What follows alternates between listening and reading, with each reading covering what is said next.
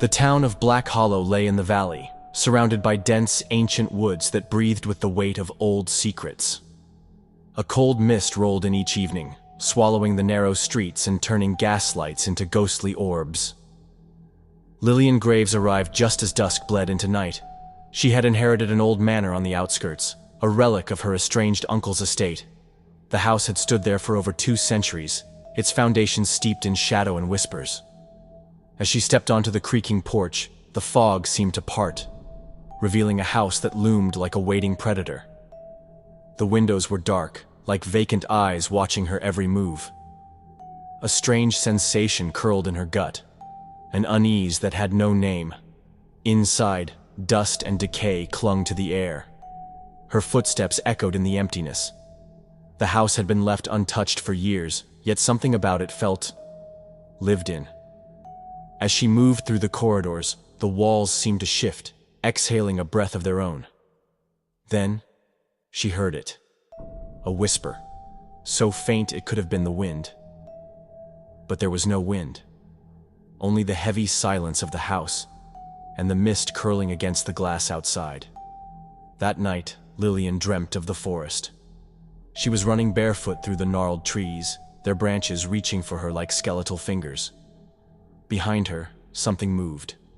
Not footsteps, something else. A slithering presence, whispering her name. She awoke gasping, drenched in sweat. The room was dark, save for the silvery moonlight filtering through the lace curtains. But something was wrong. The mirror across from her bed reflected not her sleeping form, but something else. A shadow stood in the doorway. Lillian froze. The air turned thick, pressing against her lungs. The shape in the mirror remained still, its form barely distinguishable. And then, slowly, it turned its head. But when she whipped around, the doorway was empty. The night stretched on in suffocating silence. The house no longer felt abandoned. Something was here with her, watching, waiting. The following days were filled with strange occurrences. Scratching sounds in the walls, faint whispers when she walked past certain rooms, doors locking on their own. Determined to understand what haunted the house, Lillian searched through her uncle's old journals. What she found made her blood run cold. The hollow ones live between the walls. They wear the faces of the dead, but they are not them. They wait for those who listen. They wait for those who believe. The final entry was smudged, but the last words were clear. Never listen to the whispers. That night, as she lay in bed, the whispering returned. Only this time, it came from inside her room. The house was consuming her. Each night, the whispers grew louder. They called her name, their voices hollow and stretched, as if spoken through water. The walls pulsed as she walked past them, like something beneath was breathing. The mirrors no longer reflected her properly. Her image would lag, or her mouth would move when she had not spoken. Lillian knew she had to leave. But as she packed her things, the house groaned. The doors slammed shut, the windows fogged over. And in the reflection of the glass, the hollow ones gathered. Their faces were stolen from those long dead. Their eyes were black voids, stretching into endless nothingness. They grinned, though their mouths did not move. "We have been waiting," they whispered in unison. Then the lights went out. Lillian tried to scream, but the sound died in her throat. The figures moved closer, their hollow voices filling the air. "You are home now." Her vision swam. The walls pulsed like living flesh. Hands, too many hands, stretched from the darkness, reaching for her. She fought against them, but the house was no longer just a house. It was something alive, something ancient.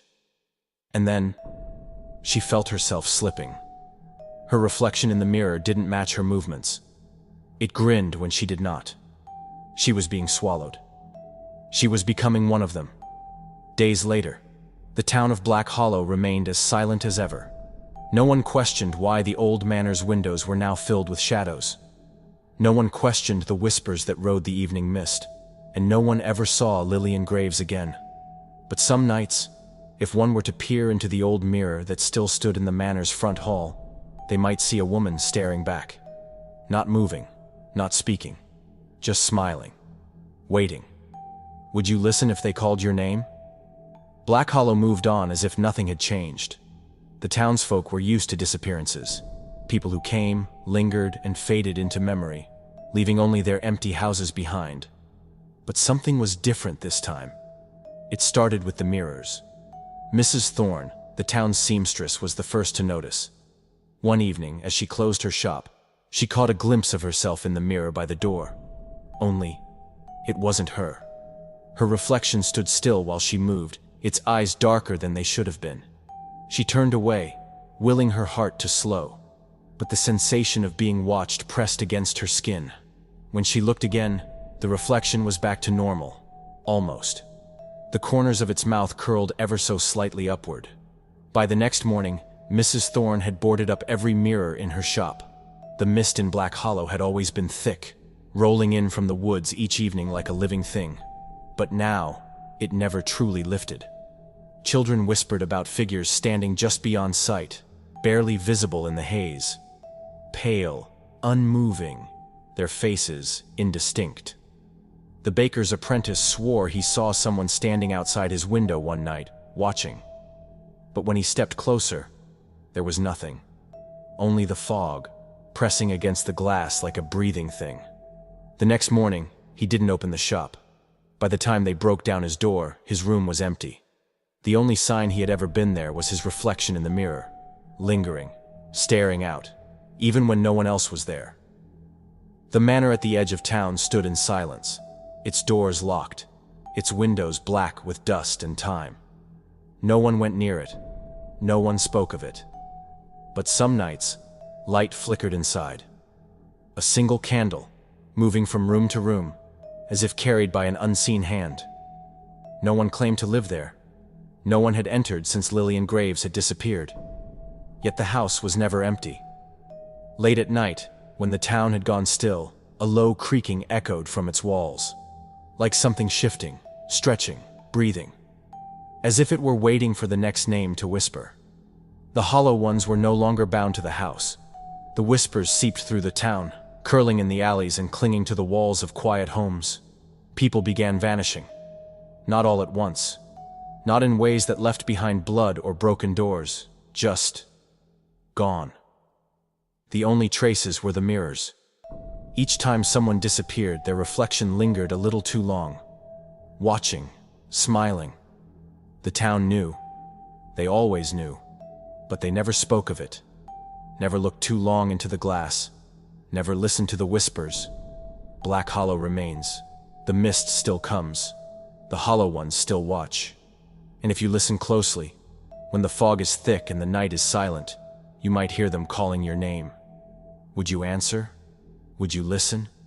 Or would you be next? The hollow ones remain, and they are waiting.